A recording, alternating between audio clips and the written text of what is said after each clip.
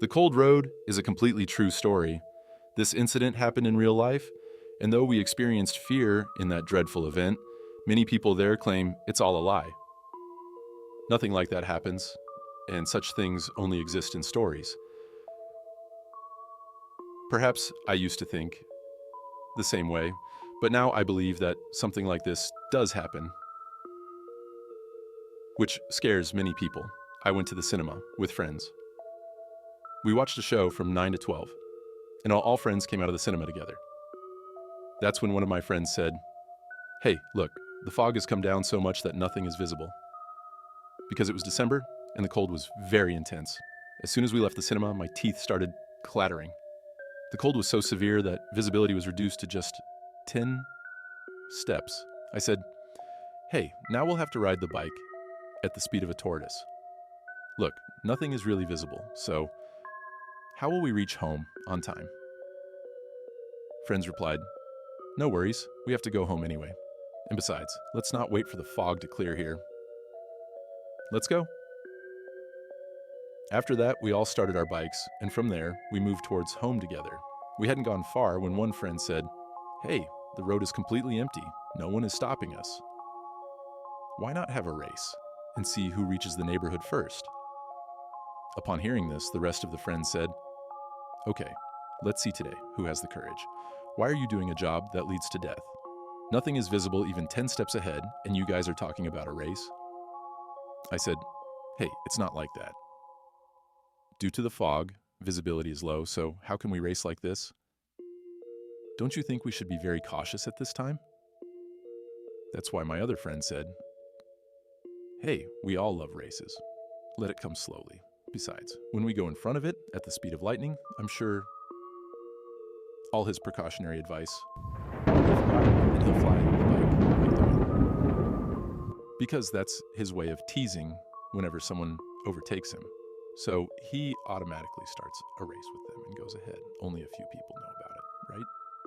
He's just playing drama and nothing else. In the meantime, another friend said, "Come on, let's start then. 3, 2, 1, go." Saying this, everyone increased the speed of their bikes, and in no time, they disappeared in fog. I was wearing a thin jacket, and I didn't even have gloves on my hands. As a result, my hands became extremely cold. Due to the intense cold, I was shivering a lot. The entire road was deserted, and I was walking alone on the road like a madman. Now, I was feeling very cold. So I kept the speed of my bike slow because my whole body was trembling due to the cold. The road was empty again after some time. I was silently walking, and there was such silence that I could only hear the sound of my bike. I couldn't hear anyone else's sound. I continued walking and reached a turn where there was a shortcut. The name of this shortcut was Cold Road, and this is the new name of this road, whereas this road was famous by the name of Bamboo Road at that time. Because on both sides of this road there were big bamboo trees.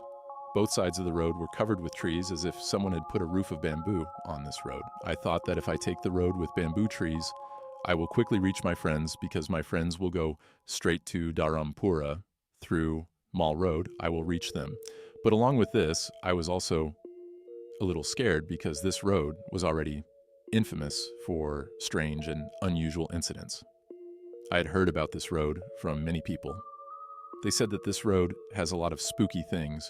It was also said that whoever passes through this road after 7 p.m., strange things happen to them. Many people didn't even pass through this road during the day because they were scared.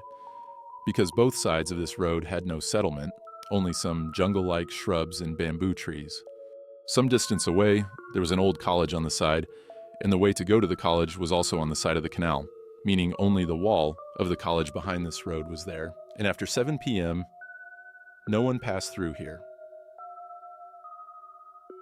Whereas I was standing on this road around 12:38 at night, then I thought, man, I'm already scared like this. People just believe in such rumors. While near me, these are just rumors. Thinking this, I started walking on this road and gradually started riding the bike. The fog on this road was even more intense. Only in the light of the bike, a little visibility was there. I had just gone a little distance when I felt that someone in white clothes was standing on the left side of the road, but I couldn't clearly see it. I reduced the speed of my bike and moved a bit forward. When I turned on the bike's light to put on my raincoat, I saw a beautiful woman standing on the left side of the road. She was dressed in a charming white outfit, with long flowing black hair left open. Her face was attractive and beautiful, adorned with lots of jewelry, giving the impression that she belonged to a wealthy family. I thought to myself, it's 1 a.m. What is this woman doing here? She might be involved in some shady activities, or could be collaborating with robbers to loot people pretending to offer lifts. I accelerated my bike even more and cautiously approached her. When the distance between us was only 10 steps, I veered my bike to the right side of the road and stopped while she remained on the left. I thought that if anything went wrong, I could easily escape. I asked her loudly, "Who are you, and what are you doing here?" However, she didn't respond. I thought she might not have heard me. So I approached a bit closer and asked again. Still, there was no reply. Now I was getting nervous, considering the possibility of her being involved in some criminal activity. As I was contemplating whether to leave or insist on an answer, she suddenly burst into tears and said, "I am in big trouble. I was returning from a family function with my husband and relatives when our bike got a flat tire. We were walking, and my husband went to fix the puncture. He hasn't returned yet. And I am scared being alone in this deserted place." Her words stirred compassion in my heart. I suggested, "If you're comfortable, you can sit on my bike, and I'll take you to your husband. We can look for help together." She agreed, and we started riding towards the direction she pointed. Despite the tension at first, the situation started to feel better. I thought, maybe she could become a good friend. I decided to engage in a conversation, telling her about myself and asking about her life. However, she remained silent, ignoring my attempts to initiate a conversation. Feeling somewhat rejected, I continued to ride in silence. After a while, I thought maybe she was just not interested in talking, and the idea of her being arrogant started bothering me. As these thoughts consumed me, she suddenly spoke in an angry tone. "Stay quiet and keep moving forward, or you'll regret it." Startled and afraid, I realized I had misjudged the situation. The road seemed endless, and although I was pushing the bike to its limit, it felt as if an unseen force was holding it back. Fear enveloped me, realizing that I couldn't escape this mysterious and potentially dangerous encounter. The voice of someone loudly breathing behind me began to be heard.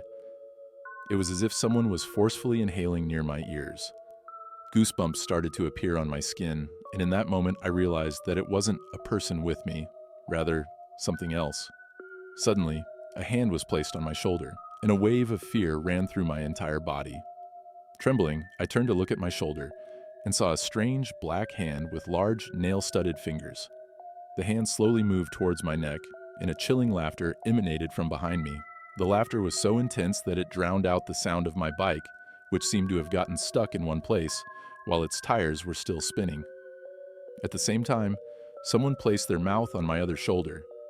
Terrified, I looked back and saw a terrifying figure sitting behind me. The figure was completely black, but it had large, bright white eyes that shone like lights in the night. It had its hand placed on my neck. With its other hand, it was holding onto a tree that was quite far away.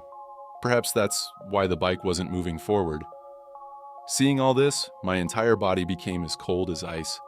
In a louder voice, I started reciting a prayer, and at that moment, a horrifying scream came from behind me. Trembling, I looked back, and there was a very monstrous-looking woman sitting there. Her appearance was entirely black, but her eyes were big and bright white, shining like lights. She had placed one hand on my neck. The other hand was gripping a tree, and the bike wasn't moving. Witnessing this, my entire body turned cold like snow. I continued reciting the prayer in a louder voice, and she released my neck. I quickly recited the prayer, and the bike, freed from her grasp, suddenly accelerated and went ahead at full speed. I didn't look back, and without stopping, reached the village in about 5 minutes. Without delay, I went home. I have no idea how far that thing chased me. All I know is that on that day, I immediately got a high fever. And after that day, I never made fun of anyone again because I realized that supernatural things exist everywhere and one should never forget them.